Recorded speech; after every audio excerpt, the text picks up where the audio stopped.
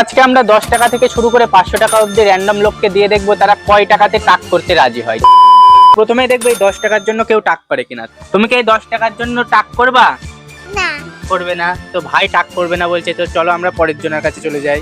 এবার আমরা করবো এই 50 টাকার জন্য। দেখতে পাচ্ছ দেখ ভাই, ভাই শোনো, তুমি কি এই 50 টাকার জন্য তোমার পুরো চুলকে টাক করে ফেলতে পারবা?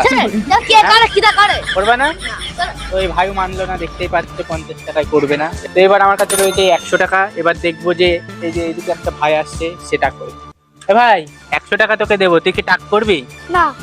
টাক করবে না বলছে এই ভাই, 100 টাকার জন্য টাক করবে না। তো চলো এবার আমরা টাকার অ্যামাউন্টটা বাড়িয়ে অন্য লোকের কাছে যাই। তো এবার আমরা দেখবো 200 টাকার জন্য কেউ টাক করে কিনা। তো আমার সাথে আসো। বলছি তোকে 200 টাকা দেবো, তুই কি টাক করবি? 200 টাকা দিবি? আমাকে ডাক করতে হবে। আমি তোকে 500 টাকা দেবো, তুই কি ডাক করবি বল?